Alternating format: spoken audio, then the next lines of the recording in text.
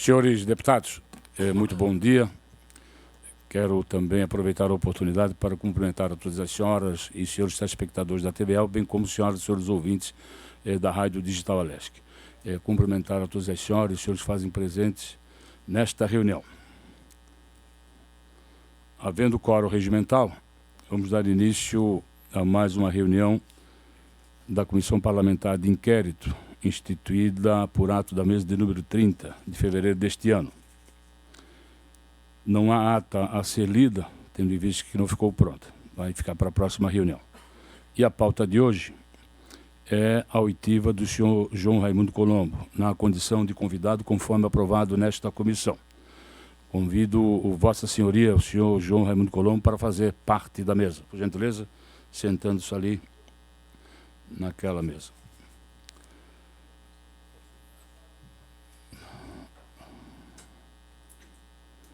Senhor João Raimundo Colombo, Vossa Senhoria se faz acompanhar de advogado? Não. O senhor João Raimundo Colombo requereu a este presidente que que possa ter ele a condição de fazer uma apresentação antes das perguntas do relator e dos demais senhores deputados. E defiro o tempo de até 10 minutos para Vossa Senhoria fazer a exposição. Vai aparecer aqui e aparecer no telão. Já está conectado? Oral? Não tem nada a ver com a imagem. Ok, então vai ser oral.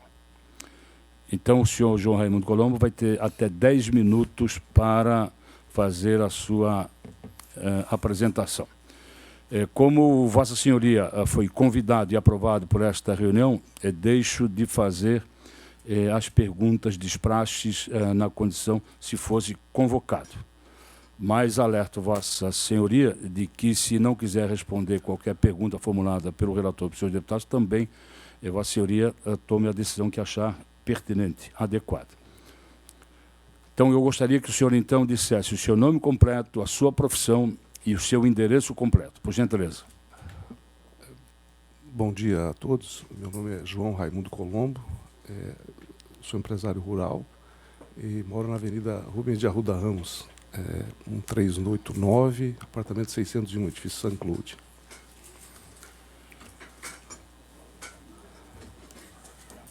São 11h10 da manhã. Vossa Senhoria tem até 10 minutos para a sua fala inicial. Bom, cumprimentando a todos os senhores deputados e agradecendo a oportunidade e afirmando do prazer de estar aqui na Casa do Povo e perante a todos os senhores, uma alegria para mim, e assim eu os cumprimento. Eu vou tentar fazer em 10 minutos uma apresentação rápida das ideias que fazem com que o dia a dia de um governante se transforme nas ações que dela decorrem.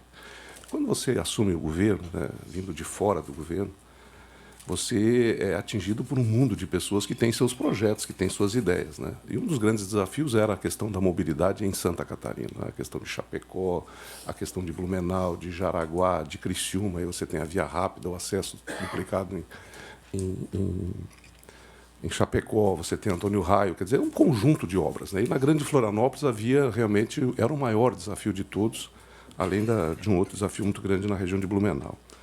Então, as propostas que chegavam para a gente, vindo de pessoas de dentro do governo e de fora, elas traziam ideias boas, mas que precisavam mostrar a sua viabilidade.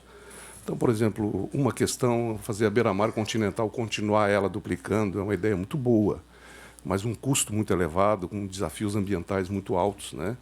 E você tinha a ideia era fazer uma área criada nova e vender esta área para a iniciativa privada que pagaria a obra. É uma ideia que, para o futuro, eu acho interessante. Mas ela, no momento, era totalmente impossível de ser realizada. Outra ideia que veio era um túnel submerso. Uma empresa de São Paulo colocou o seguinte: olha, nós fazemos a obra e cobramos um pedágio. Tá, mas e as outras pontes? Não, o pedágio é só nesta obra. Olha, interessante.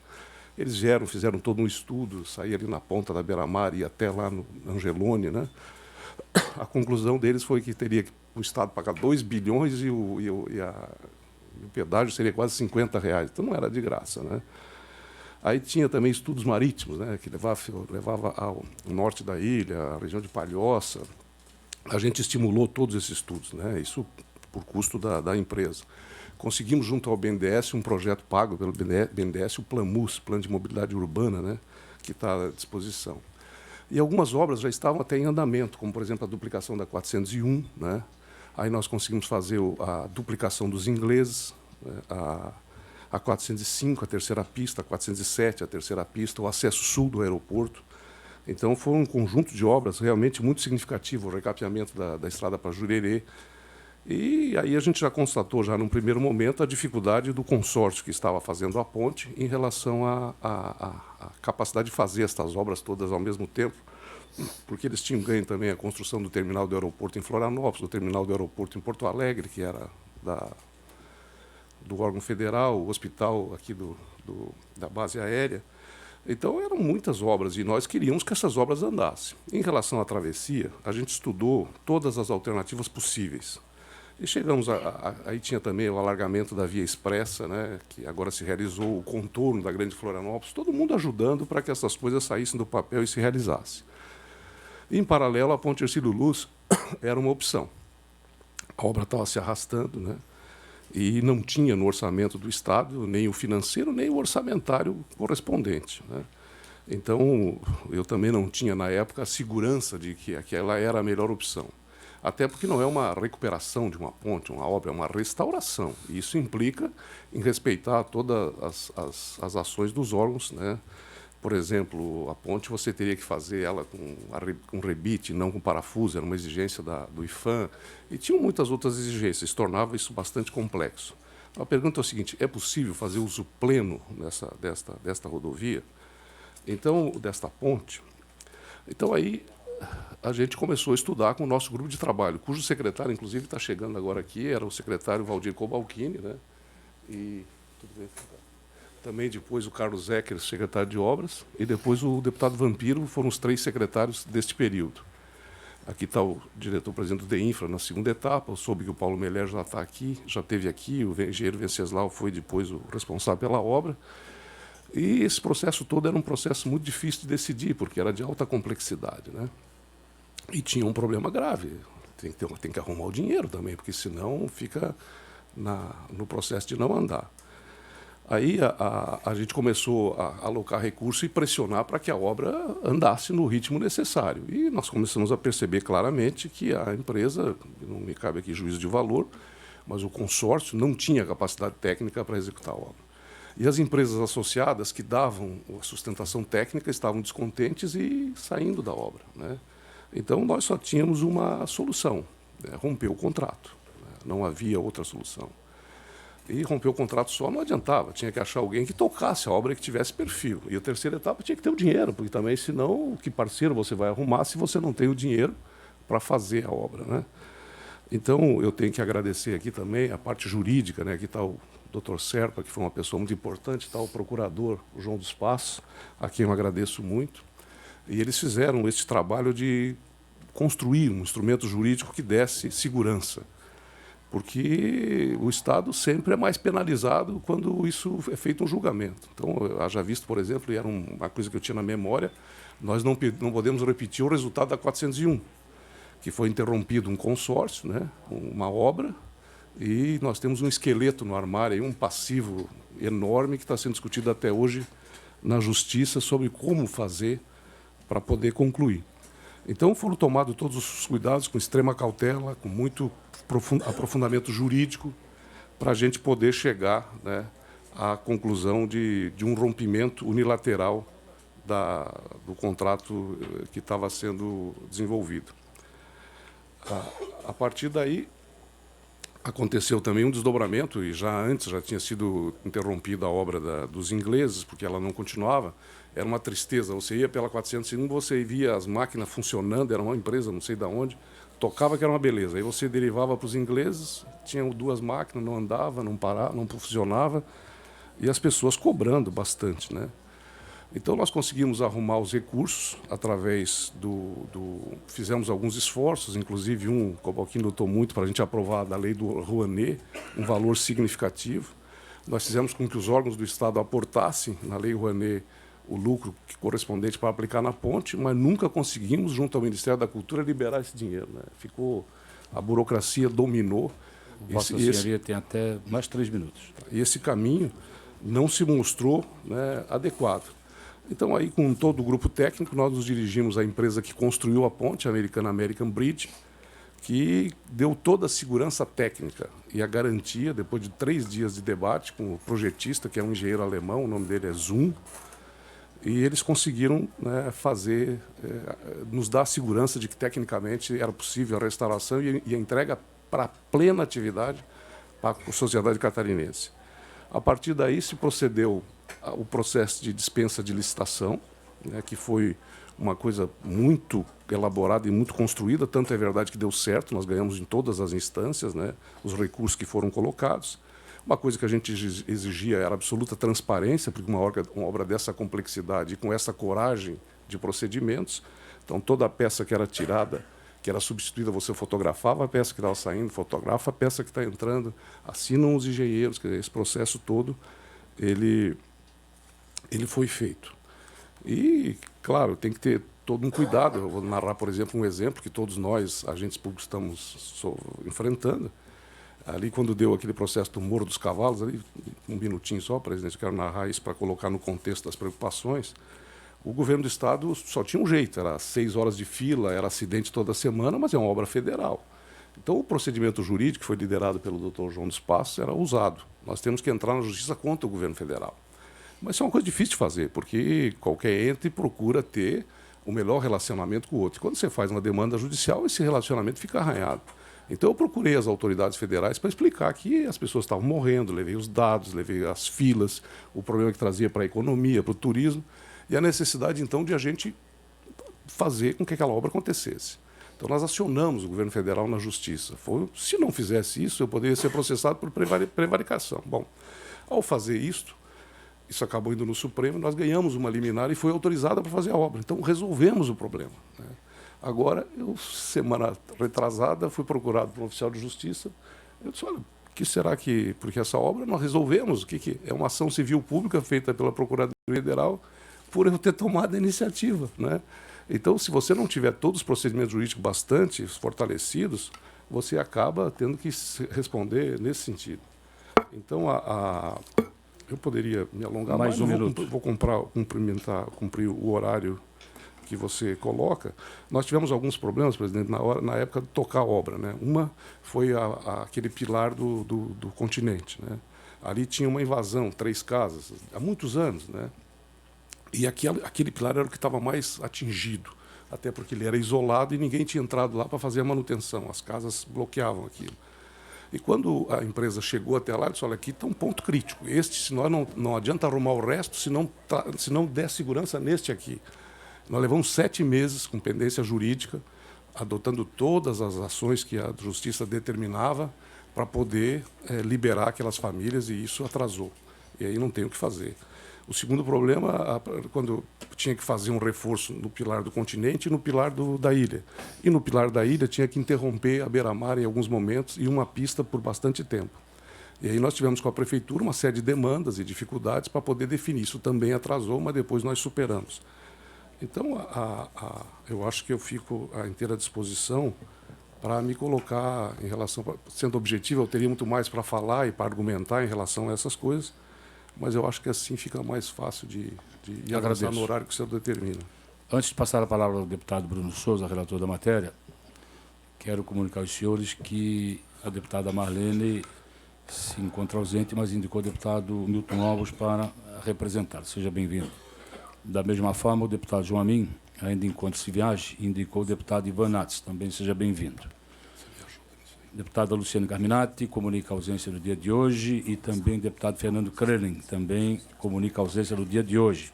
Mas registro a presença dos deputados Ismael dos Santos, deputado Vampiro, deputado Cobalquini, deputado Moacir Sopel. Sejam todos bem-vindos. Deputado Bruno Souza.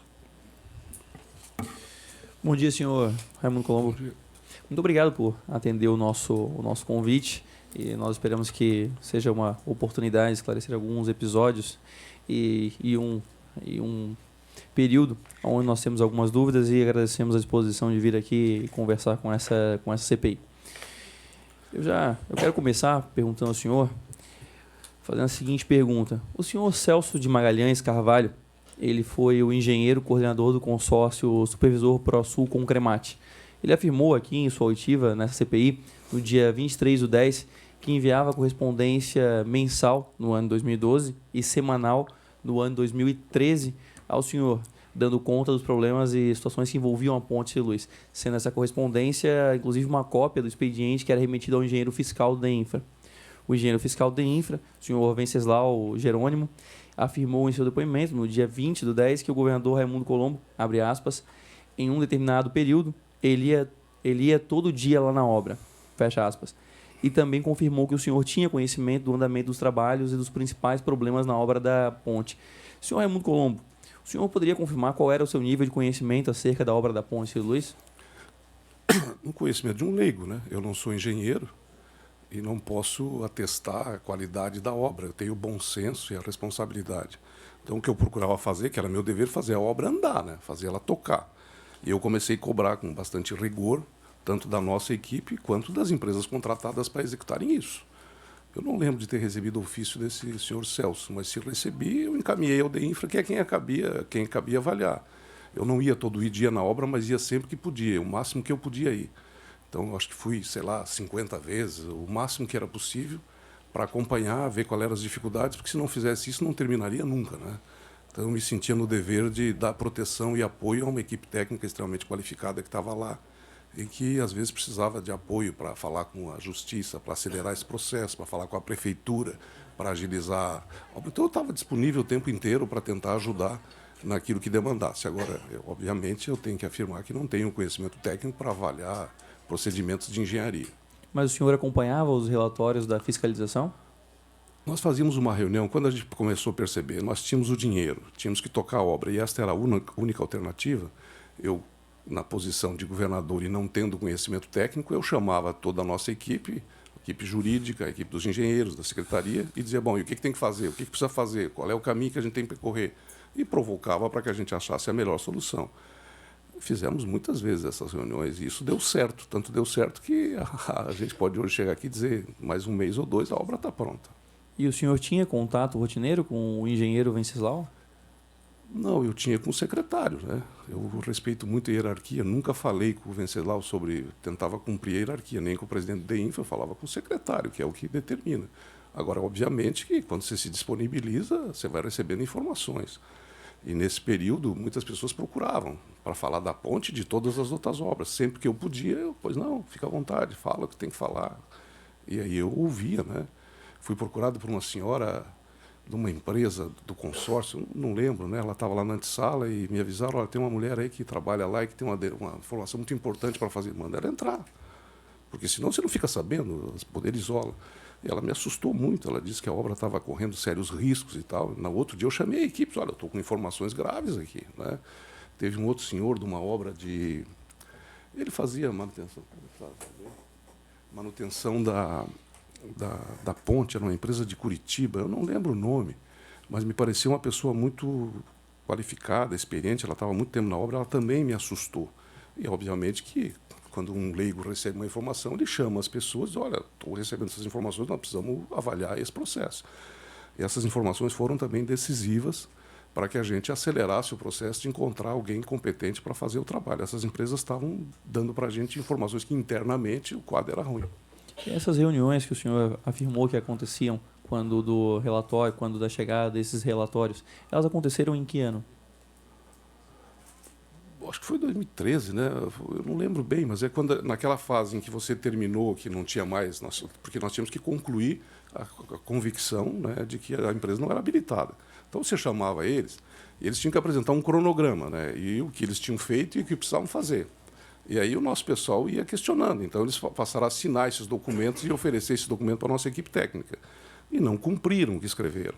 Isso era um instrumento jurídico indispensável para você poder fazer a substituição. Eu não sei se foi 2012 ou 2013, ou foi os 2 anos, eu não lembro bem isso. E o senhor poderia nos descrever exemplificar alguma dessas situações que o assustaram, como o senhor mencionou? Não, que a ponte estava em risco, ela poderia cair e a empresa não tinha competência para continuar a obra. Basicamente era isso. Quando o senhor assumiu o governo do Estado, em janeiro de 2011, Os serviços relativos à obra da Ponte Luz, conduzidas à época pelo consórcio Florianópolis Monumento, eles estavam apenas 15,99% executados, quando deveriam estar com 83,33%, realizados com base no cronograma original. Com vistas a demonstrar o quanto o cronograma da obra estava atrasado, esse percentual de 15,99% da execução deveria ter sido atingido durante o 5º mês do contrato. Porém, já estávamos no 25º mês de vigência da contratação. Senhor Raimundo Colombo, quando assumiu o governo, o senhor buscou se informar sobre a real situação das obras da ponte? Como nós temos aqui o slide demonstrando como é que estava na ocasião. Não, quando você assume o governo, vem uma avalanche para cima de você, né? Então, a ponte não era uma coisa prioritária naquele momento, eu não tinha as informações, eu vim tomar conhecimento mais tarde um pouco, quando nós tratamos do problema de mobilidade urbana, né? E o problema aí certamente foi questão financeira, não tinha o dinheiro, a obra foi contratada, mas o Tesouro do Estado, começou uma recessão forte, esses recursos não estavam disponíveis, né? Então não tinha como tocar a obra se não houvesse uma capacidade grande política de arrumar recursos. E como é que nós arrumamos os recursos, deputado? Naquela emenda à Resolução 13, onde o Estado de Santa Catarina foi prejudicada, né, porque eles impediram a importação via os portos de Santa Catarina, nós fizemos uma guerra lá no Senado, junto ao governo federal, porque Santa Catarina estava sendo muito prejudicada. E isso, o governo federal minimizou aqueles efeitos e depois disponibilizou recursos para executar obras de estrutura para o Estado. E aí nós fizemos o programa Pacto por Santa Catarina. E aí foi disponibilizado o valor necessário para a obra ir até o final. E esse dinheiro está no banco até hoje, né? E foi aí que nós conseguimos, neste momento, é que a ponte se viabilizou. Aí realmente se assegurou os recursos. Muitas vezes faltava recurso para uma obra, o pessoal dizia, tira da ponte porque aquela vai demorar mais. Eu disse, não mexe aqui porque nós não podemos deixar essa obra abandonada ou sem terminar. Esse dinheiro está destinado da ponte e vai ficar lá. Então, a situação financeira do Estado era o principal fator de atraso das obras? Não era a capacidade técnica do consórcio executor? Isso eu não sei, porque eu acho que se você ganha uma licitação e assegura a competência técnica, você deveria ter. Para mim, eles perderam a capacidade técnica quando as empresas começaram a abandonar. Eu não conheço as empresas, não sei quem é essa pessoa, porque eu pedi para essa pessoa que teve lá, essa mulher, eu disse, então você escreve isso, deixa um documento. Eu nunca recebi esse documento. Então, você tinha que ir intuindo qual era o melhor caminho. Eu não sei avaliar se essa empresa tinha competência técnica ou não, isso não me cabe, não tenho essa condição técnica de avaliar isso. Durante o seu primeiro ano de mandato, em 2011, o consórcio Florianópolis Monumento faturou apenas 5,2 milhões de reais, quando deveria ter faturado acima dos 30 milhões acumulados no ano. Em comparação, em 2009 foram faturados 14,3 milhões e em 2010 foram 11,8 milhões de reais. Por que durante o primeiro ano da sua gestão o ritmo dos serviços caiu tanto? O que gerou tanto atraso no cronograma original da obra? O primeiro ano, em qualquer governo, nesse está acontecendo isso também, você precisa conhecer o que está em curso, o que está contratado, a capacidade que tem. Então é natural que isso ocorra. Em qualquer governo, em qualquer época, você precisa conhecer. Você não entra com o pé no acelerador sem ter dinheiro e sem ter conhecimento da importância daquele projeto. Então eu acho que isso é uma coisa natural e deve ter sido o que aconteceu, porque tem uma equipe técnica para cuidar disso. Em 2012, a situação um pouco se modifica e as médias mensais de medição se mantêm próximas às verificadas no ano 2011, ou seja, igualmente muito aquém do previsto no cronograma. Ocorre que em junho de 2012 é assinado o 8º termo aditivo. O termo aditivo 155/2012 é o contrato original, o contrato PJ 264, prorrogando o contrato por mais 30 meses, ou seja, até 31/12/2014. Como está no computador à sua frente também e está projetado também no slide. Ao final de junho de 2012, ao invés das obras da ponte e luzes estarem concluídas, o contrato estava aproximadamente 23% executado, mesmo após longos 3 anos e meio de contrato. Por que foi assinado mais esse termo aditivo e não foi rescindido o contrato na época? Existe um protocolo de termos aditivos em qualquer órgão, né, do Estado. No caso, o DEINFRA é uma autarquia. A autarquia significa autonomia, né, nas decisões. Como é que se faz isso dentro desse protocolo? O engenheiro fiscal aponta um documento para a diretoria, que leva para a diretoria colegiada, e a diretoria colegiada submete a um conselho do DEINFRA. Isso vem há muitos anos funcionando desta forma. Isto não é submetido ao governador, nem sei se é o secretário, acho que também não, né? Então, eu não tenho conhecimento dessa decisão, e ela é uma decisão técnica. Eu acho que vocês já ouviram os engenheiros aqui, eles devem ter dado explicação sobre isso. A minha parte é de liderar o processo de fazer a obra. Então, de quem foi essa decisão final de firmar esse aditamento? Do DEINFRA, óbvio, né? Seria do presidente do DEINFRA? Do colegiado. O colegiado do DEINFRA. O protocolo é este que eu falei. Você vai submetendo e depois o colegiado homologa ou não. O colegiado, para que fique claro, o colegiado do DEINFRA? Do DEINFRA. Do DEINFRA. Aí você tem a diretoria do DEINFRA, mais os engenheiros que fazem parte, que representam os diversos setores. É uma coisa bem transparente, é histórico. Isso não começou com a gente, já tinha isso, né? O senhor, então, não participou de qualquer forma nessa decisão? Não, eu não cabia a mim. Eu era o governador do Estado. A obra era tocada pelo DEINFRA, que é uma autarquia, né? Se tivesse algum problema, talvez fosse informada, mas não cabia a mim. O senhor não acha, na opinião do senhor, uma decisão dessa importância não deveria passar pelo governador do Estado? Prorrogação de prazo? Um aditamento, uma obra que estava com 23% conclusa, quando deveria estar com 84%. Em uma das obras mais complexas do litoral catarinense, provavelmente a mais complexa. Olha, eu procurei trabalhar 24 horas por dia e ficar disponível a todos os que me procurassem. Se houvesse alguma razão, teria sido procurado. Essa resposta não cabe a mim. O senhor acreditava que esse 77%, na hora de firmar o aditivo, o senhor acreditava que os 77% restantes da obra seriam executados nos 2 anos e meio seguintes? Não, enquanto não tivesse a solução financeira, a obra ia se arrastar, porque não existe você tocar uma obra sem dinheiro, né? Então, a obra se consolidou em 2 momentos. O momento em que nós conseguimos tirar o consórcio, eu acho que ali a gente readquiriu as condições técnicas, e o momento que se disponibilizou o dinheiro, o recurso, né? Do contrário, ela ia se alongar por tempo indeterminado. Logo após o aditivo de junho de 2012, o contrato entra na sua pior média de execução, sendo que no segundo semestre de 2012 inteiro, de julho a dezembro, as medições do consórcio Florianópolis Monumento apontavam ínfimos R$ 375 mil faturados, o que representa aproximadamente 2% do que deveria ter sido executado nesse segundo semestre, nesse período. O relatório do consórcio supervisor ProSul Concremate do mês de dezembro de 2012 é emblemático, sendo que não apresenta nenhuma foto de nenhum serviço técnico executado. É o que está projetado aí, está no computador também na frente do senhor. Bem como aponta as seguintes observações. Os serviços em execução no período do consórcio Florianópolis Monumentos são serviços praticamente paralisados, serviços de manutenção de canteiro de obras.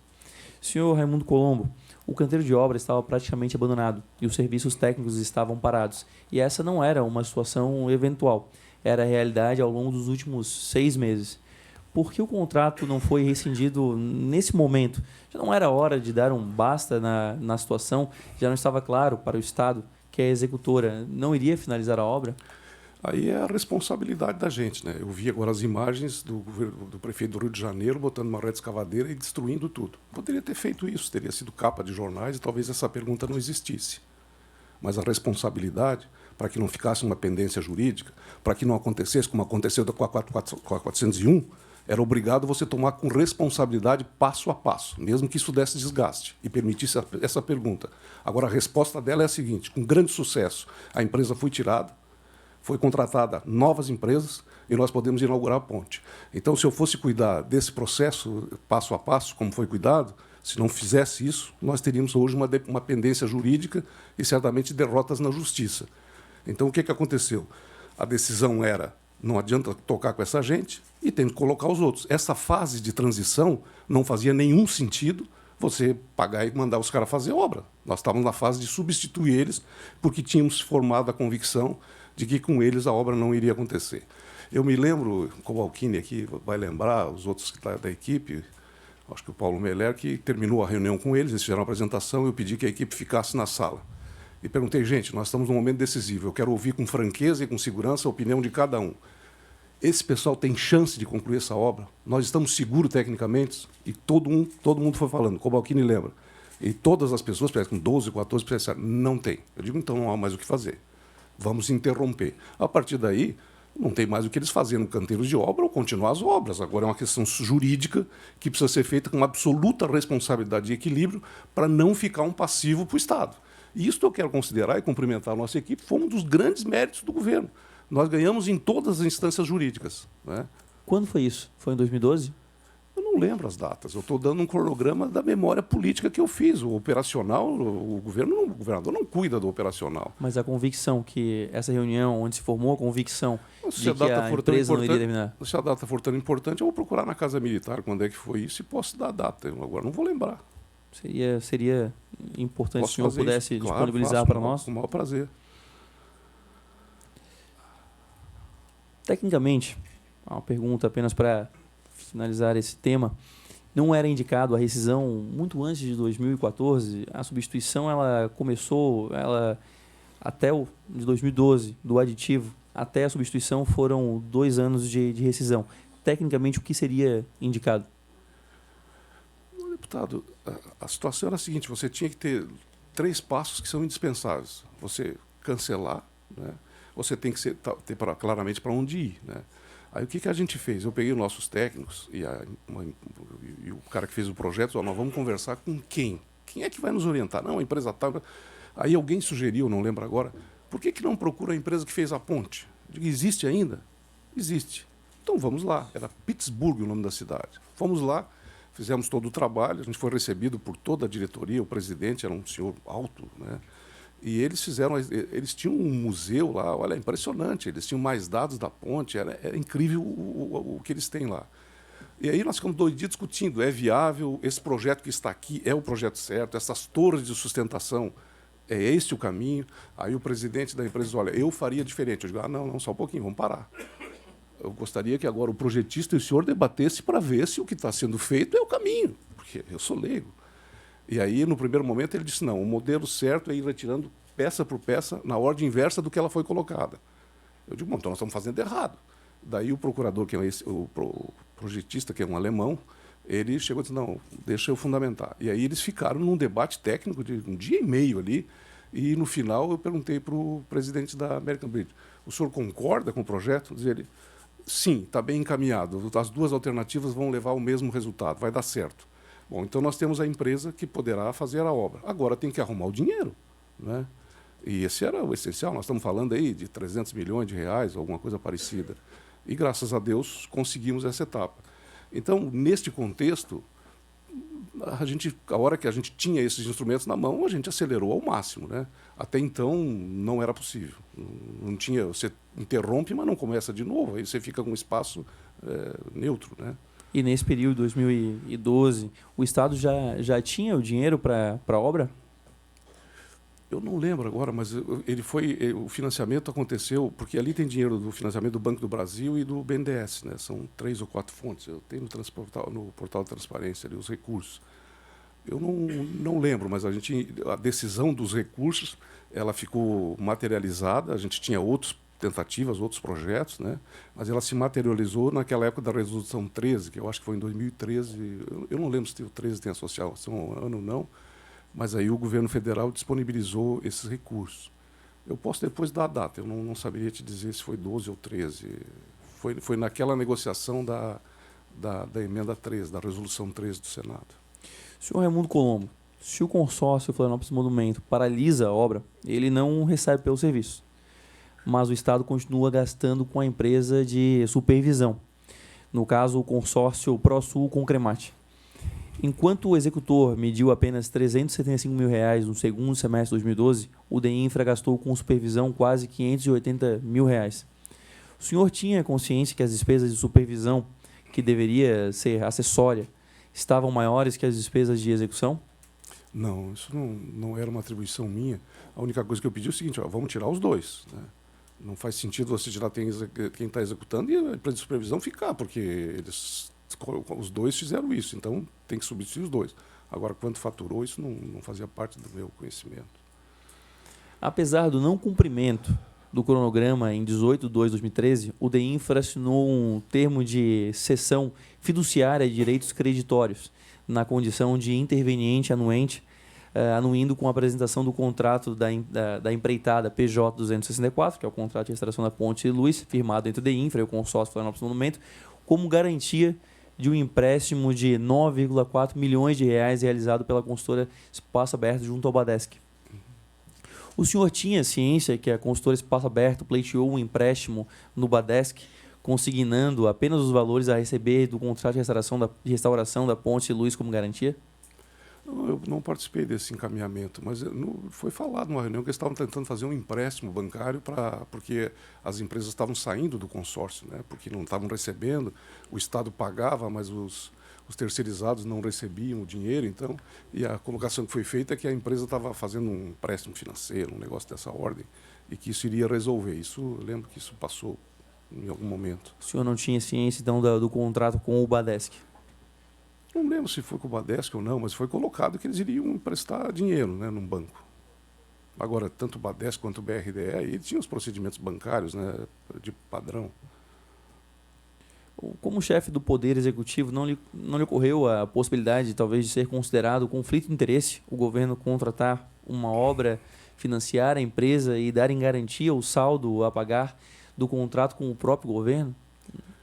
Mas eu acho que o banco empresta para quem preenche os pré-requisitos, os requisitos necessários. Eu cuidei muito do balanço do Badesc e do BRDE. O BRDE nós quintuplicamos, né? Hoje é um ativo que o Estado tem aí na ordem de 5, 6 bilhões de reais. Em 2011 ele estava quase quebrado, porque o custo dele era muito alto e ele não conseguia emprestar. O Estado aportou nesse empréstimo 200 milhões no BRDE, o que significou uma alavancagem de 1 bilhão e 400 de novos empréstimos. Isso ajudou a economia do Estado. Foi um instrumento importante para você fazer com que a economia catarinense não parasse. O mesmo foi feito no Badesc, sobretudo na questão de microcrédito. Foi emprestado muito recurso com juros zero e os dois bancos apresentaram um lucro operacional. Era disso que eu tratava. Agora, para quem eles emprestavam, qual era o juro, aí não cabia a mim. Tinha também um programa de municípios. O Badesc fez um belo trabalho de contribuição ao Estado. Quando uma empresa faz empréstimo, é exigido um mundo de documentos lá. Eu não sei, certamente exigiram todos esses documentos para poder emprestar o dinheiro.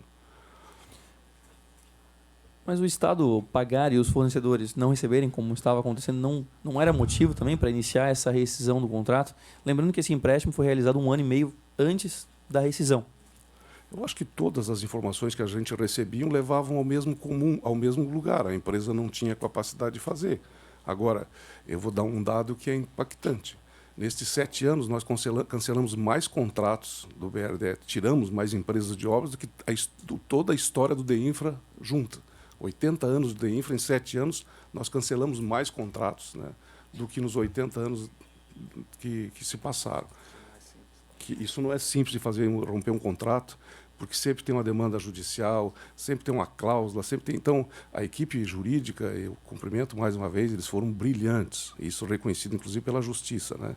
Então, eu acho que nós estamos comemorando aqui um sucesso, né? O ruim é o que aconteceu na 401, que nós temos ali 3 bilhões de reais de passivo, né? E, graças a Deus, nós rompemos esses contratos todos e o Estado de Santa Catarina não está onerado em nenhum centavo.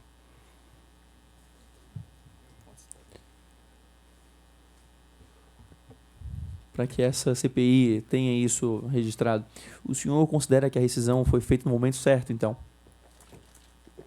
No momento possível. O certo era nem ter contratado esse consórcio. Senhor Raimundo Colombo, eu vou mostrar 3 slides para o senhor e faço a pergunta na sequência, pode ser? Pois não, claro. Essa apresentação ela foi adaptada da matéria do jornal Diário Catarinense, publicado em março de 2014, que apresenta as obras contratadas com a consultora Espaço Aberto. A obra de restauração da Ponte Luz, iniciada em dezembro de 2008, estava com 30% executada, e a obra de ampliação e pavimentação da pista do aeroporto de São Joaquim, iniciada em dezembro de 2009, estava com 90% concluída. A imagem seguinte apresenta informações extraídas do Sicope, na área de transporte rodoviário. Nos anos de 2010, 2011, 2012, o Estado firmou mais de 55 contratos, assumindo compromissos na ordem de 135 milhões de reais. Mas considerando que o senhor tomou posse só em 2011, refizemos o quadro, excluindo 2010. Assim, somam mais de 100 milhões em novos contratos, como está nesse último slide. Havia dinheiro, considerando todos os slides que foram apresentados, havia dinheiro para pagar a obra da ponte, Luiz?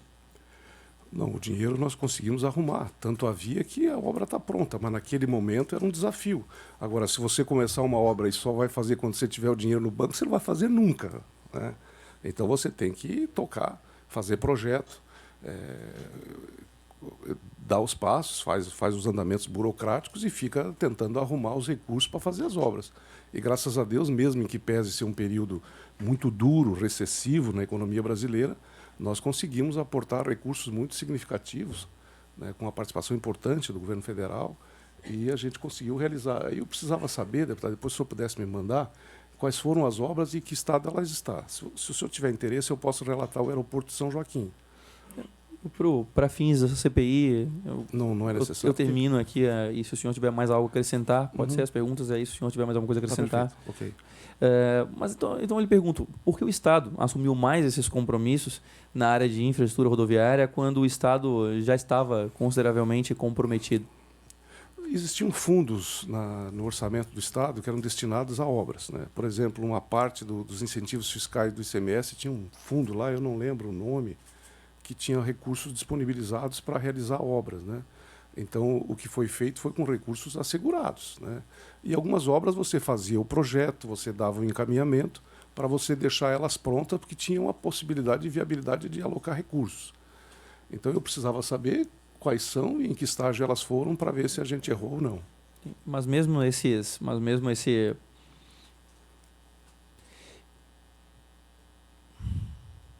Senhor Raimundo Colombo, agora sobre o projeto em si, há fortes indícios de que o projeto usado para licitar a recuperação da ponte ele estava defasado, ou seja, não estava atualizado e era execuível, e tinha execuibilidade suspeita.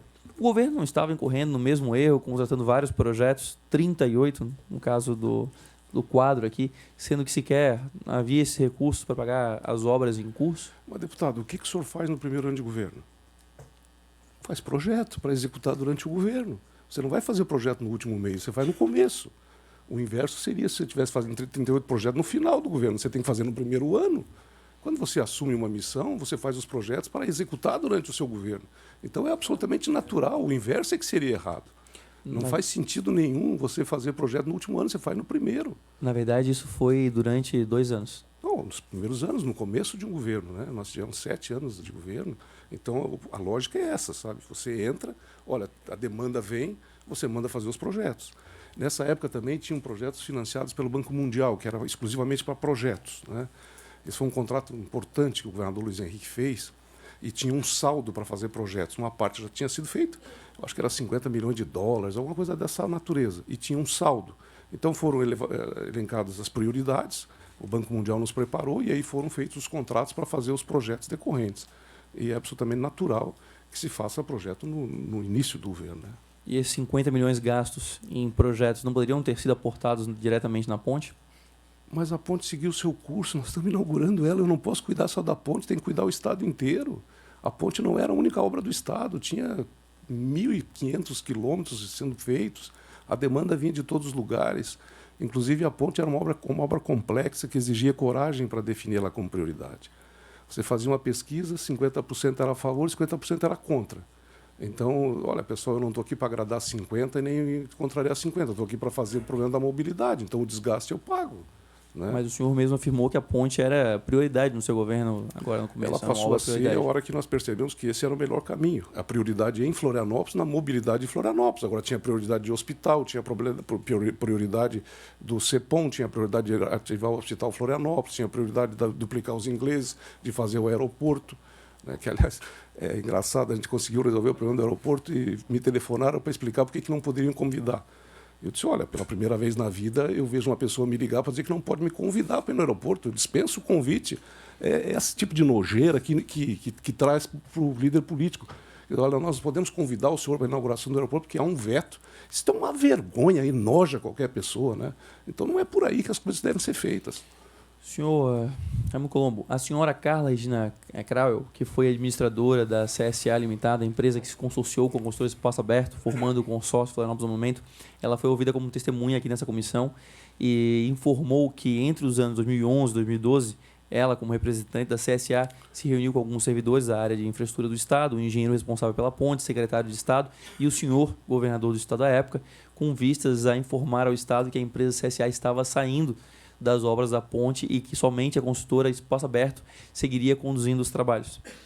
O senhor recorda ter participado de alguma dessas reuniões? Eu estou imaginando que seja essa pessoa que eu me referi no começo. Eu não sei o nome dela, eu fui procurado, certamente está lá no registro da Casa Militar, eu a atendi e realmente fiquei impressionado. Ela me ajudou, porque ela trouxe informações que eu não tinha e talvez a equipe principal do governo não tinha, me assustou. Ela e esse outro senhor.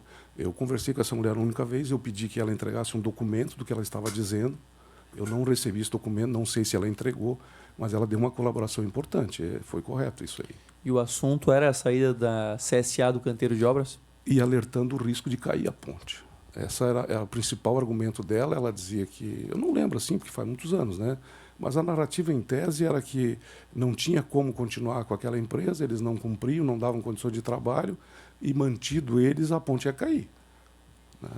E como que foi tratada a saída da CSA do canteiro de obras? Mas era uma coisa unilateral entre eles. O Estado não tinha essa condição de ir lá acertar parcerias, né? O que ficou evidente, foi usado na peça jurídica, é que quem dava sustentação técnica não era era o consórcio através desta empresa. Então é como quando você perde aquele que tem não sei como é que chama, o conhecimento técnico, a empresa restante fica inabilitada. E isso foi um instrumento importante para poder cancelar o contrato. Sim, na verdade a rescisão do consórcio, ainda que de fato era motivo para a rescisão do contrato. Uhum. Isso não levado ainda, isso não foi levado em consideração? A saída dela era motivo para rescisão unilateral por parte do Estado? Não, eu acabei de dizer que consta do ato jurídico de rompimento. Mas a rescisão foi em 2012. Sim, mas... A saída da CSA, eu me refiro, foi em 2012. Sim, ela foi um elemento importante para fazer a peça jurídica.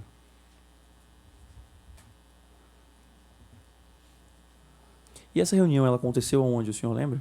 Não foi uma reunião. Ela me procurou lá no centro administrativo. Ela procurou, na verdade, o Lauro, que era o assessor que ficava na antessala, não tinha marcado. Né? E ela disse que tinha uma coisa importante para falar. E qual foi o motivo alegado para a saída da CSA das obras? Dificuldade operacional e relacionamento, e aí era um monte de coisa. Ela não lembra agora os detalhes, mas ela considerava inviável a manutenção e não iam tocar mais juntos. E de quem foi a decisão de continuar o contrato, mesmo com a saída da CSA? Foi do senhor? Como continuar? Como foi relatado, a saída de um integrante do consórcio é motivo para rescisão unilateral por parte do Estado, segundo o contrato. Mesmo assim, demorou ainda 2 anos para ser rescindido o contrato. Então, essa decisão de continuar o contrato, mesmo com a saída da CSA, nós queríamos entender de quem que foi a decisão. Mas, deputado, pela lógica, se você diminuiu o ritmo e preparou a saída, você teve esse tempo para construir a peça jurídica. Né? Então, não foi a minha decisão não tinha conhecimento jurídico. O que eu fiz foi uma reunião repassando as informações que recebendo da mulher e formando o conceito de que aquela empresa não tinha condições e que tinha que ser tomadas as providências para cancelar a obra com aquela empresa. Eu estou repetindo, mas é que a pergunta vai para o mesmo lugar.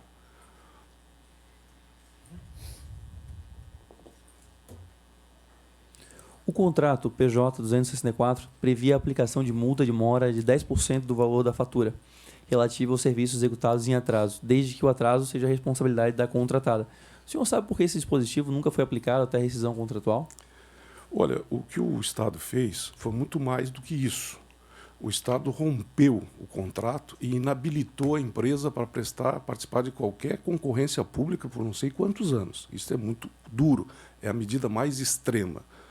Talvez pudesse ser aplicado multa, mas se você olhar, deputado, se o senhor olhar, né, o senhor vai ver que no Flamengo aplicaram 50 multas lá no Ninho do Urubu e o resultado foi a tragédia, né?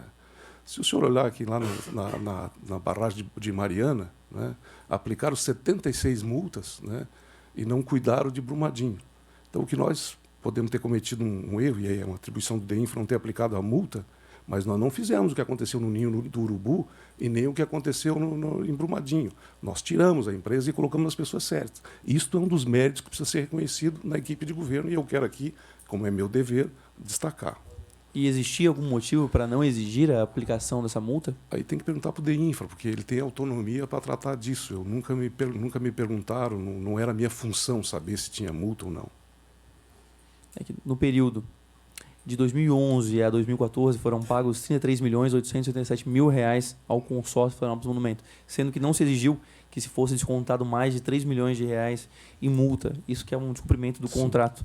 Essa decisão de não exigir esse desconto de 3 milhões de reais em multas coube a quem? Ao DEINFRA. O senhor convocava reuniões para tratar das obras da Ponte Luz? Sim. E quem participava dessas reuniões? O secretário, a diretoria do DEINFRA, a parte jurídica nossa, né? Eu não lembro agora, mas posso ver. Depois de te mandar umas 10, 12 pessoas. E às vezes a gente chamava as empresas para eles fazerem a exposição e o andamento em que elas estavam. E a supervisora, ela participava das reuniões? Em algumas reuniões, quando ia a empresa executora, ia a supervisora junto também. E alguma vez a supervisora foi enfática em apontar que o consórcio Florianópolis Monumento não entregaria as obras da ponte? Quem representava a supervisora nessas reuniões? Nesta reunião que todas as pessoas, eu perguntei para cada um, eu pedi para a empresa supervisora ficar. E era um senhor baixinho, um engenheiro baixinho, que era o chefe lá da obra que estava presente. E ele, aquela vez, foi a primeira vez que ele disse que não tinha mais condições, que a empresa não concluiria. Eu acho que é Celso o nome dele, não tenho certeza. E essa foi a primeira vez que a empresa supervisora foi enfática quanto à não capacidade de cumprimento da obra? Para mim, sim. Em fevereiro de 2015, o senhor foi pessoalmente aos Estados Unidos apresentar o projeto de restauração da ponte Luz à empresa American Bridge, que posteriormente não aceitou assumir a obra. A comitiva gastou nessa viagem, à época, R$120 mil de passagens e R$59 mil de adiantamento e diárias. O senhor saberia informar se foi pleiteado judicialmente o ressarcimento dessas despesas para a retomada das obras da Ponte Luz do consórcio Florianópolis Monumento? Eu estava mais preocupado em resolver o problema da ponte. Essa parte não era minha. Após a rescisão do contrato com o consórcio Florianópolis Monumento, o governo tentou repassar o serviço de restauração da Ponte Luz para outras duas empresas, que desistiram também.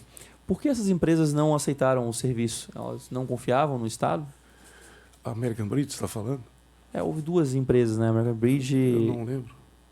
E mais a... onde que já vamos lhe dizer o nome? Um consórcio também, nesse caso internacional, também acabou desistindo também, não aceitando a obra. A American Bridge, eu lembro, essa outra eu não lembro dos detalhes, mas eles aceitaram fazer a obra no primeiro momento, mandaram para cá a diretoria deles, veio um vice-presidente, ele fez vistoria na obra e encaminharam tecnicamente a segurança da restauração. Mas aí tem um documento até que expressa a posição deles. Nesse momento o Brasil entrou em crise internacional financeira e ele entrou numa situação bastante difícil. E o Conselho Superior, por razões financeiras do país, que tinha caído na faixa de risco lá de empréstimos, então eles disseram que o Conselho, e eu lembro que o vice-presidente e o engenheiro disseram, olha, a gente lamenta porque essa era uma obra, é única no mundo, é uma obra que tem que ser acompanhada pela engenharia do mundo, é uma obra extraordinária. E nós, os técnicos, estamos vibrando com essa oportunidade, mas o Conselho Superior, pela razão de risco do Brasil ter aumentado no ranking internacional, não aprovou. Eu digo, tá, mas aí vocês estão nos deixando na estrada. Dizer, ó, tem uma parceira que nós recomendamos e a ela nós emprestaremos todo o nosso portfólio técnico e nosso acompanhamento gratuito e que tem parceria em diversos lugares do mundo. Aí entregaram para nós, eu passei para os engenheiros, eles fizeram todo o estudo e aí partiram a fazer contato com a empresa que está hoje, que é uma empresa portuguesa e que tinha feito muitas obras em parceria e que eles recomendavam que essa fosse a empresa executora. Esse outro consórcio internacional, eu confesso que não registro, acho que não passou por mim isso. Na verdade, foi a construtora Roca, na verdade. Eu acho que é essa de Curitiba que não quis ficar. O senhor considera que a condução administrativa da obra prejudicou que essas empresas internacionais aceitassem realizar a obra, de alguma forma? Não, o relato que eu dei foi a informação que eu tive da empresa americana, que era um problema internacional da economia brasileira, de credibilidade internacional da capacidade financeira brasileira, né, que entraria numa crise e tal. Isso tem por escrito um ofício deles, eu não sei como é que consegue resgatar isso, mas se quiser, acho que tem. Por que eles não quiseram fazer? Eu tenho que tentar achar esse documento, mas eu tenho esse documento. Muito obrigado. Tentar localizar ele. O arquiteto Paulo Ney Almeida, ele encaminhou e-mail para o colunista do Diário Catarinense, está aqui também projetado, o senhor Moacir Pereira, que publicou os seguintes questionamentos em 20/1/2015. Abre aspas, chama atenção a última pergunta feita pelo empresário, abre aspas, por que a Espaço Aberto teve que tocar a obra sem os recebimentos devidos? Senhor Raimundo Colombo, isso realmente aconteceu? Olha, com o Espaço Aberto nós passamos a ter conflitos, porque a gente queria uma coisa e o serviço não vinha. E não era apenas, você pode usar, a gente pode pensar, bom, a Ponte Estrela de Luz estava atrasada, mas as outras não estavam. A obra dos ingleses não tinha um tostão atrasado e não andava. A estrada do aeroporto não tinha um tostão atrasado e não andava. As outras obras que eles tinham não tocavam. O aeroporto de Florianópolis atrasou 2, 3 anos por causa dessa empresa. O de Porto Alegre, a mesma coisa. O hospital ali, eu me lembro que uma vez veio o comandante da base aérea e disse o seguinte, o que a gente faz? Está aqui o dinheiro e o pessoal não toca a obra, né? Então, as razões eu não sei, mas as decisões que foram tomadas eram essas. A principal questão era de condução técnica, na opinião do senhor, então, desse atraso. Talvez tenha no começo, talvez tenha o aspecto financeiro também, né? Senhor Raimundo Colombo, qual a responsabilidade na condução administrativa das obras da Ponte Luz realizada pelo consórcio Florianópolis Monumento? O senhor considera que o Estado teve alguma responsabilidade pelo insucesso dessa contratação ou da manutenção do contrato? A licitação eu não posso, foi feita em 2008. Eu acho que o que está errado é a lei, né? Você é uma obra de restauração, que não é uma obra de construção, você exige pela 8666 o menor preço. A partir daí, a empresa faz o menor preço, mergulha e depois não entrega a obra. Isso é comum em todo quanto é obra pública que é feita no Brasil. E aí vem um desgaste para toda a classe política, parece que é a classe política que não está sendo responsável, quando, na verdade, as empresas mergulham e depois ficam tentando fazer aditivos. E isso é uma realidade da lei. Eu acho que teria que ser corrigida a lei, na minha opinião. O senhor considera que tem alguma parcela de responsabilidade em relação ao insucesso da conclusão das obras? Em relação ao quê? Em relação ao atraso e à não conclusão da obra pelo consórcio Florianópolis Monumento? Eu tenho uma visão diferente. Eu acho que depois de 31 anos a obra parada, né, nós conseguimos entregar a obra. Eu acho que isso não é insucesso. Senhor Raimundo Colombo, a última pergunta que é padrão, nós Sim. fazemos aqui para Claro. todos. O senhor recebeu ou ofereceu alguma vantagem, uma promessa de vantagem de qualquer natureza de agentes públicos ou privados, em qualquer aspecto? Atividade ou fato relacionado à execução dos contratos de reabilitação, restauração e supervisão da Ponte de Luz? Com certeza absoluta, não. Ok. Por fim, se o senhor tiver mais alguma informação, declaração, gostaria de compartilhar com essa comissão parlamentar de inquérito, os senhores fiquem à vontade para compartilhar nesse momento. Obrigado, deputado. Eu agradeço a oportunidade, agradeço o convite, cumprimento pelo trabalho, pelo esforço em trazer à tona um assunto tão importante.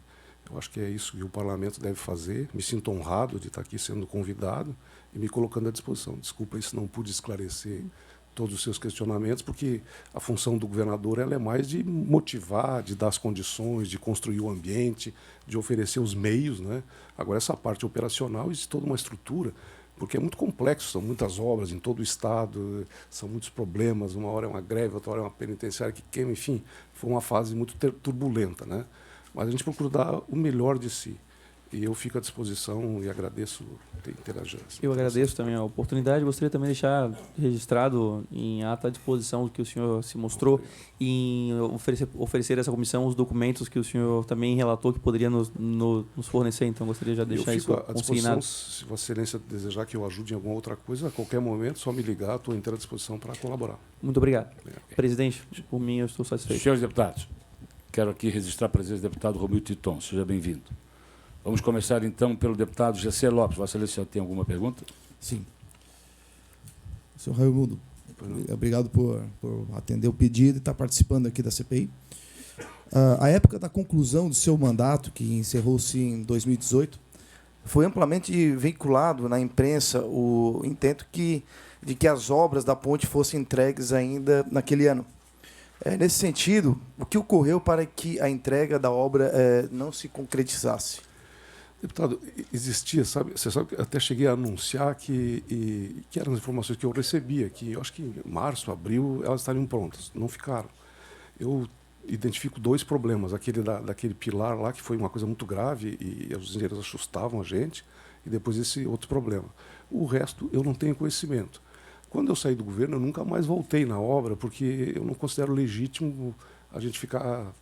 pode ser visto como atrapalhando. Então, desde fevereiro de 2018, eu nunca mais fui lá. Tenho até vontade de ir lá olhar, porque é um dos momentos mais importantes na vida pública de um gestor, é você acompanhar uma obra, você ver a execução, você a máquina, você ver as pessoas trabalhando, interagir com eles, mas eu me senti no dever de não comparecer. Eu peço desculpa, mas eu realmente não sei quais as razões que atrasaram. Mas o que eu passo por fora ali, eu vejo que ela está pronta. Alguns engenheiros me disseram o seguinte, se quisesse entregar em julho, era possível. Mas parece que a estratégia é entregar no Réveillon e tal, que também é muito bom. E uma coisa muito boa, que os americanos, esses tempos, mandaram um documento, ela tem a mesma capacidade de resistência da Colombo Salles e da Pedro Ivo. Ela pode carregar, ela suporta o mesmo peso ao mesmo tempo, né? E ela pode cumprir um papel completo. Ela está habilitada para ser uma nova... Ela é, na verdade, uma nova ponte, né? Agora, eu confesso para o senhor que eu não sei lhe dizer o que impediu o andamento. Não posso fazer um juízo de valor. Certo. No decorrer do primeiro e segundo mandato, à frente do governo do Estado, havia alguma dificuldade de ordem interna que constituía entrave para os avanços da obra, tais como ineficiência ou demora na atuação de órgãos estaduais? Ou as dificuldades eram somente de ordem externa, vinda das empresas? Nós chegamos a estudar, sabe, uma possibilidade de fazer uma quarta ponte. Existia um outro projeto que fazia uma ponte no meio das duas, né? E aí ampliava bastante a pista, né? Era um outro projeto estudado. Mas existia um problema muito sério para fazer uma nova opção, que seriam as questões ambientais, né? Extremamente difíceis de fazer, tanto que o acesso do sul da ilha nós levamos 5 anos para resolver. Então, eu não lembro, assim, não tenho conhecimento de nenhum problema externo na ponte. Em outros lugares nós tivemos, o sul da ilha ali foi terrível para conseguir fazer, mas não teve dificuldade ambiental ou técnica, eu acho que não. Não fui informado, não estou lembrado, acho que não. Certo. Muito obrigado. Eu que agradeço, obrigado. Deputado Ivan Nates, Vossa Excelência tem alguma pergunta?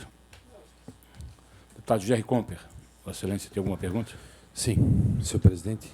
Primeiro, é uma alegria muito grande poder estar aqui nessa nossa CPI da Ponte recebendo um ex-governador, alguém que fez tanto por Santa Catarina. E a prova disso é que os seus secretários aqui, Casa Civil, Infraestrutura, enfim, tantos deputados que foram junto com você no governo. E eu não tenho dúvida nenhuma da forma que os 8 anos que foi tratado o assunto, a nossa ponte, porque o senhor tinha uma visão de Estado. Tendo uma visão de Estado, com certeza estava preocupado com a mobilidade. É a nossa capital, é aeroporto, é tudo aqui na capital, então o senhor estava preocupado, sim, o que nós poderíamos fazer. E é como o senhor bem falou, essa ponte ela pode fazer o trabalho que as outras 2 pontes fazem, a Colombo Salles e a Pedro Ivo. Então, agradeço a oportunidade de poder estar aprendendo um pouco também, de saber como funcionava esses 7 anos de mandato, depois do doutor Eduardo como governador, do trabalho que vocês tiveram com a ponte. Eu não tenho dúvida nenhuma que, com certeza, essa ponte pronta, entregando agora no final do ano... Deputado Jair, a pergunta, Vossa Excelência tem? Não, eu só estou fazendo um agradecimento eu como presidente, como membro da comissão de... Pode continuar. Mas tudo bem, era isso aí, obrigado pela presença. Tenho direito, né, presidente? Deputado Milton Alves. Senhor presidente, senhores deputados, senhora deputada, cumprimentar a todos os presentes. Eu também não tenho pergunta, mas eu queria fazer um registro, porque em 2013 eu passei a integrar o governo como secretário da Defesa Civil, que também era um trabalho iniciante do Estado, e que tínhamos um projeto muito audacioso. E assim, o Estado de Santa Catarina, nesse período do governador Raimundo Colombo, e aqui nós temos vários ex-secretários presentes, nós tivemos avanços em muitas áreas. Infelizmente hoje, e eu falo isso como gestor público, que fui durante 8 anos também, ser gestor público hoje é um risco para qualquer pessoa com um mínimo de responsabilidade e credibilidade nesse país, infelizmente. Porque o que se discute, ao final, é a colocação de uma vírgula, de um ponto, né, de uma norma contratual, e a prática não é assim. A prática não é assim. Quando a gente vê uma declaração daquela ali na imprensa, onde se questiona a idoneidade de um governo porque uma empresa contratada diz que vai processar o governo. E quando você vê aqui um ex-governador sentar aqui, de forma espontânea, e trazer relatos de muita responsabilidade, e afirmar: rescindimos um contrato de décadas, essa ponte ela está interditada desde 1981 e o Estado gastando dinheiro para mantê-la em pé, porque é um patrimônio histórico de Santa Catarina, e até você chegar à conclusão de que aquilo que está lá não está indo para lugar nenhum, você entra num governo, né? Você tem 1000 coisas para fazer, e ter a coragem de fazer o que foi feito e achar um caminho, governador, para que essa ponte não só continuasse sendo um patrimônio histórico, que vai ficar aí por séculos adiante com certeza, mas ela voltar a ser útil para os catarinenses e para os florianopolitanos, como uma obra de mobilidade. E se considerarmos isso, deputado Cobalcini, ela se tornou uma obra muito barata, porque se analisar o que se jogou de dinheiro fora para manter ela em pé sem saber para onde ia, que assim foi as leis de licitação que deram validade para as contratações, e depois com responsabilidade, como a gente viu fazer, se achar uma solução definitiva para que essa obra pudesse servir o povo. O melhor dinheiro gasto é aquele que chega no cidadão. E a Ponte Hercílio Luz é um exemplo disso. Então, eu quero cumprimentá-lo, governador, ex-governador, porque um pouco nós acompanhamos. E depois que essa empresa portuguesa estava lá fazendo, começou lá debaixo do mar, fazer toda aquela sustentação, e uma vez nós deputados lá, eu não era mais secretário, e sim deputados, fomos convidados, assim como o governador convidava a Tribunal de Contas, convidava tantos órgãos para ir lá olhar. Tanto é que teve a preocupação de fotografar peça por peça retirada e colocada na obra, para que isso fosse realmente transparente.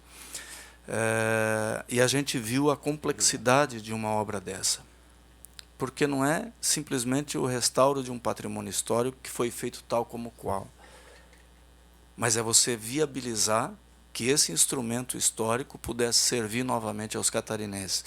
Então, essa foi a decisão de um governador, é a decisão política, com o respaldo da equipe técnica que viabilizou tanto o distrato de uma empresa que não levava nada a lugar nenhum, estava consumindo dinheiro do Estado, e a coragem de ir em busca de alguém que pudesse resolver um problema que há décadas não foi resolvido em Santa Catarina. Então, parabéns, governador.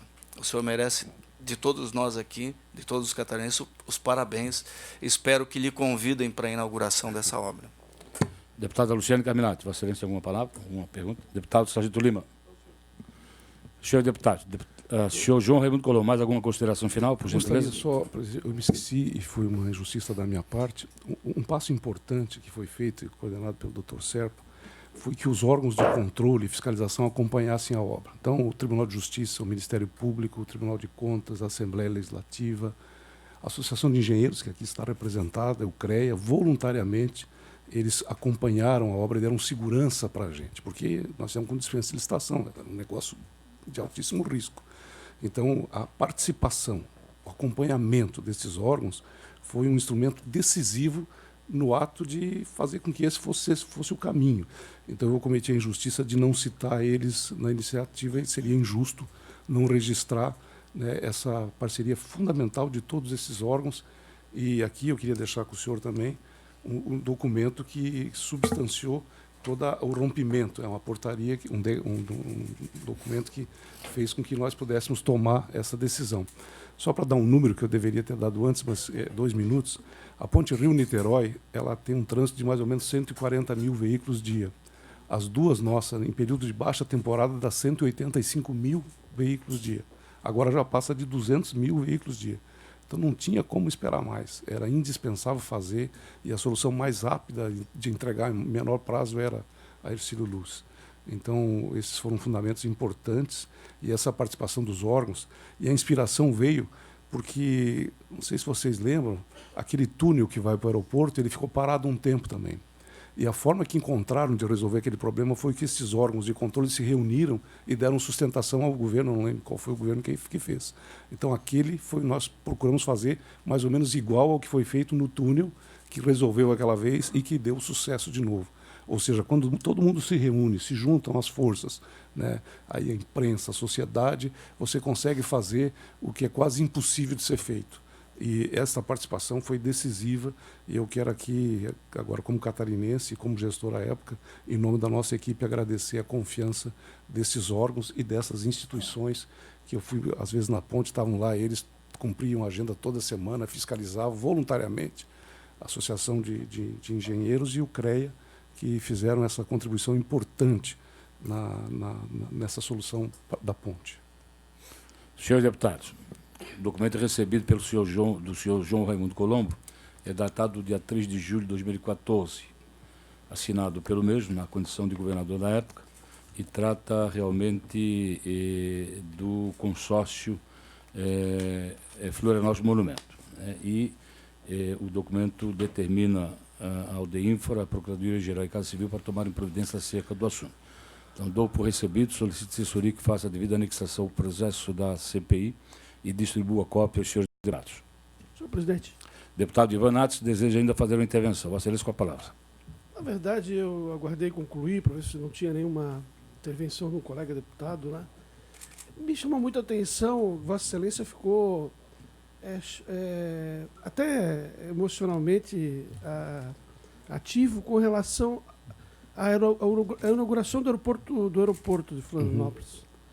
Vossa Excelência não foi convidado para a inauguração do aeroporto ou foi desconvidado? Eu não sei o que aconteceu, deputado, mas eu nem fui convidado, mas me pediram para não ir. Então, eu não sei, eu não podia ser desconvidado num negócio que eu não fui convidado, né? Eu não fui convidado, mas pediram para mim não ir. Então, é uma coisa meio estranha, eu não sei explicar que figura é esta, né? Mas o governo do Estado não...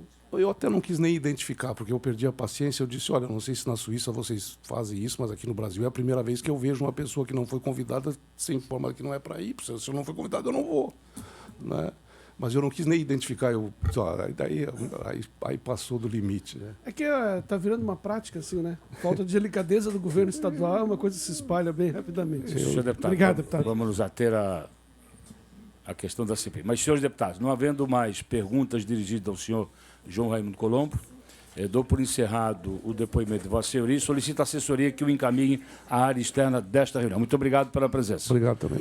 Não havendo mais nada a tratar, dou por encerrada a presente reunião, convocando outro, como já está, para as 17 horas, na mesma sala, no dia de hoje. Muito obrigado.